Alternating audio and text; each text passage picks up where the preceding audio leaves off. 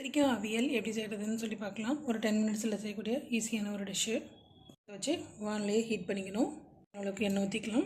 எண்ணெய் காஞ்சோடனே தேவையான அளவுக்கு கடுகு உளுத்தம்பருப்பு போட்டுக்கலாம். வச்சு கருவேப்பிலை தேவையான கப்பல் வச்சுருக்கோம், அதை சேர்த்துக்கலாம். நல்லா வதக்கிக்கலாம். வதங்கிடுச்சு. இப்போது கட் பண்ணி வச்சுருக்கேன் கத்திரிக்காவை ஆட் பண்ணிக்கலாம். நான் வந்து க்ரீன் கலர் கத்திரிக்காய் தான் வாங்கியிருக்கேன்.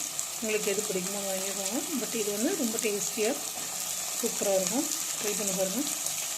நல்லா இது கூட வதக்கிக்கலாம். வதங்கிடுச்சு. இதில் தேவையான அளவுக்கு மஞ்சள்தூள் சேர்த்துக்கலாம், மிளகாத்தூள் சேர்த்துக்கலாம், மல்லித்தூள் சேர்த்துக்கலாம், கல்லுப்பு தேவைக்கேற்ப போட்டுக்கலாம். மீண்டும் எல்லாத்தையும் சேர்த்து ஒரு வதக்கிக்கலாம். தேவையான அளவு தக்காளி சேர்த்துக்கலாம். நான் வந்து 3 பெரிய வெங்காயம் 3 தக்காளி சேர்த்துருக்கேன். தேவையான அளவுக்கு தண்ணி விட்டுக்கலாம்.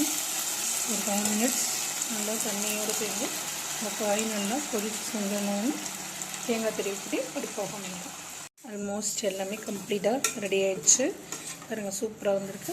இதில் தேங்காய் திருவி கொட்டிட்டு அடுப்பு ஆஃப் பண்ணிட்டால் சுவையான கத்திரிக்காய் அவியல் ரெடி ஆகிடும். தேங்காவே துருவி அடுப்பு ஆஃப் பண்ணிடலாம்.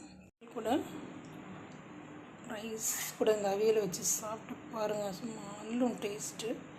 வீட்டில் ட்ரை பண்ணி பார்த்துட்டு எப்படி இருக்குன்னு